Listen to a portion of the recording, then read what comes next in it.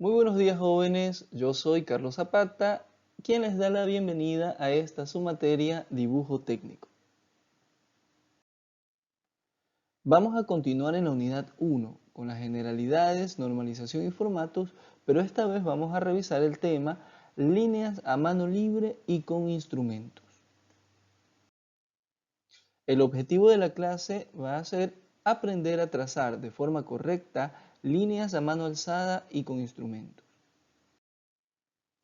Líneas a mano libre y con instrumentos.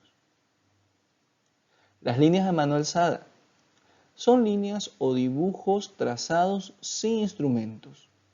Con mucha frecuencia, el dibujante se encuentra en la necesidad de bosquejar y diseñar sus ideas antes de trabajar con los instrumentos. Podemos recalcar que no toda persona puede dibujar a la perfección a mano alzada, ya que depende de la práctica, habilidad y destreza para dominar el pulso y plasmar con precisión los rasgos de un dibujo.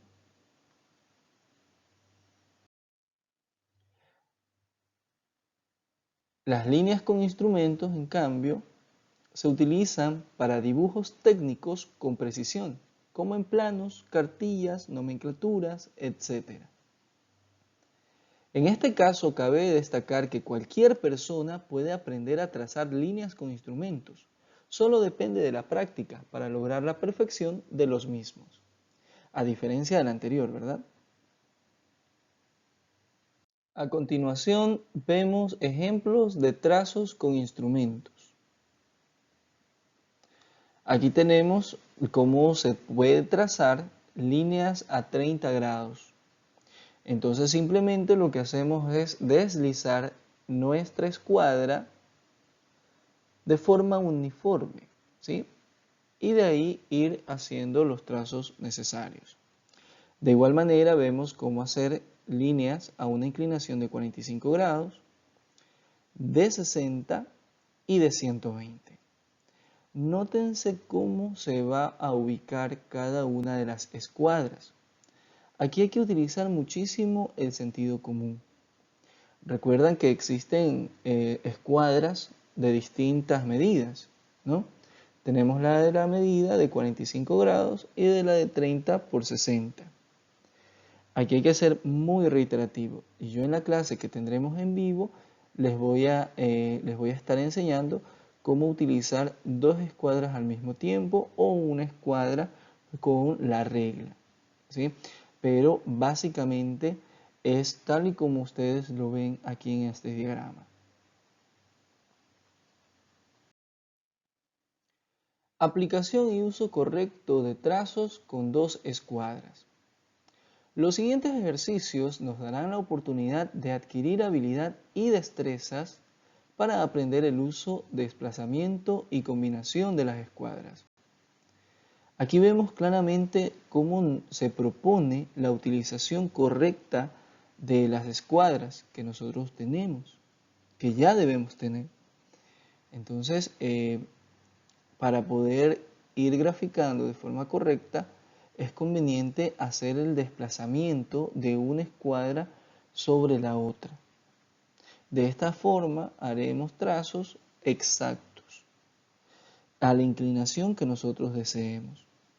Por ejemplo, para hacer trazos de líneas con un ángulo de 15 grados, ubicamos de esta manera las dos escuadras, la de 45 y la de 30. ¿Por qué creen que será de 15 grados lo que nos salga? Pues recordemos, mejor dicho, lo que es un ángulo recto. Un ángulo recto es un ángulo que mide 90 grados, ¿verdad? Entonces, de esta forma, al tomar la escuadra de 45, juntarla, adicionarla, sumarla a la escuadra de 30 grados, 45 más 30 hacen 75. ¿Eso qué quiere decir? Que el resto son 15 grados. Y esa línea que nosotros tracemos estará exactamente a 15 grados de inclinación. El mismo enfoque, el mismo razonamiento se puede utilizar cuando queramos graficar líneas a 75 grados. Simplemente aquí sumamos 45 grados, que es la escuadra, más la de 30 grados, hacemos directamente 75 grados. Entonces ahí ya directamente estaremos trazando líneas a esa inclinación. Continuamos con el correcto uso de las dos escuadras. Si nosotros queremos graficar una línea a una inclinación de 105 grados, entonces es factible utilizar esta combinación.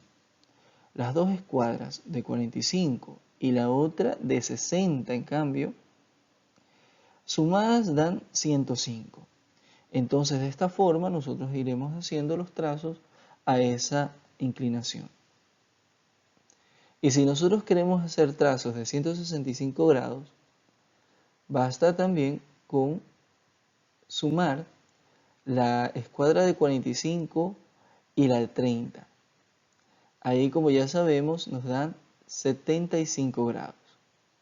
Ahora, aquí es necesario que entendamos lo siguiente. ¿Por qué 165? Si sumados apenas nos da 75. Pues por la ubicación de las escuadras. Vemos que está en una ubicación distinta. En este caso se le está sumando los 90 grados de inclinación que tiene el ángulo recto.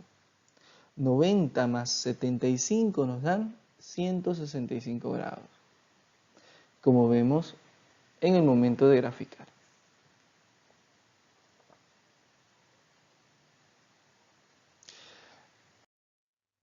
Bien, clases de línea. Estos son conceptos que es necesario que ustedes también los estén estudiando. Como ya les dije en las clases anteriores, yo voy a tomar una lección.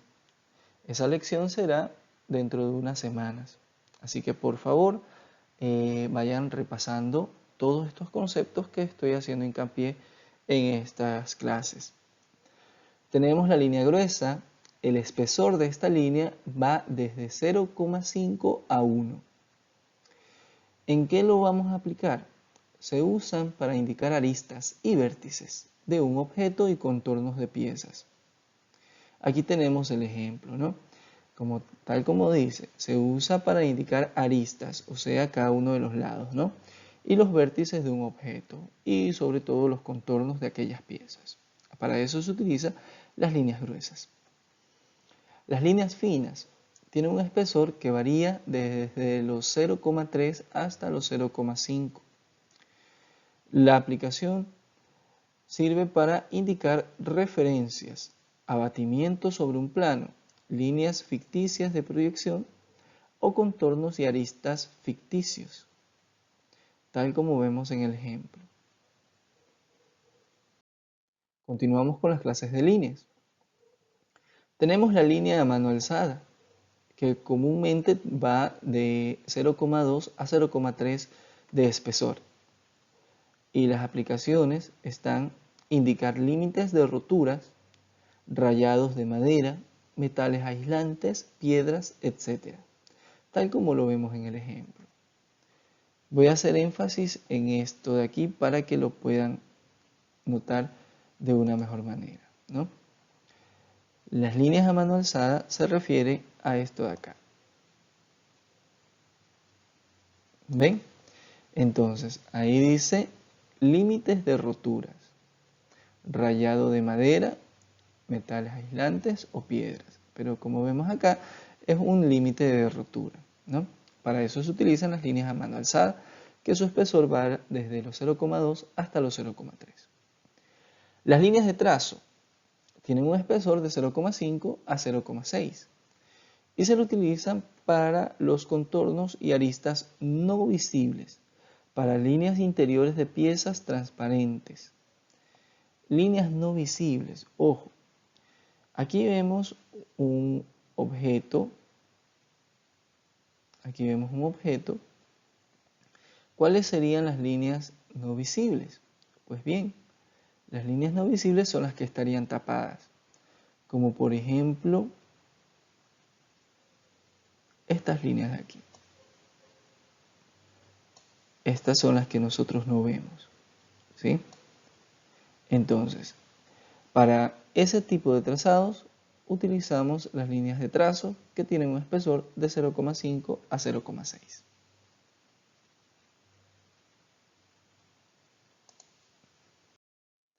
Continuamos. Tenemos las líneas de trazo y punto fino. Estas líneas tienen un espesor de 0,3 a 0,5 y sirven para ejes simétricos, ejes de revolución y centros de circunferencia. Vemos aquí claramente los ejemplos. Las líneas de cota llevan un espesor de 0,3 a 0,5 y esa es la forma que tienen, por cierto. Sirven para indicar las dimensiones de un dibujo. Los indicadores tienen un espesor de 0,3 a 0,5 y sirven para indicar la parte del dibujo a la que se refiere. Y vemos su ejemplo. Y por último tenemos las líneas de sección que tienen un espesor de 0,3 a 0,5 y se usa para indicar la superficie en la vista seccional en donde se hizo el corte. ¿A qué se refiere? Pues bien, las líneas de sección son estas. Si se dan cuenta, son las líneas continuas, ¿no? Entonces, esas líneas llevan un espesor de 0,3 a 0,5. Líneas de plano de vista llevan esta forma particular, en forma de U. Llevan un espesor de 0,5 a 1 y se usa para indicar la dirección que debe observar cuando se utiliza la vista parcial. Muy bien, jóvenes, eso ha sido todo por esta clase. Obviamente, por la clase de hoy. Entonces, nos veremos en la siguiente clase. Cuídense muchísimo.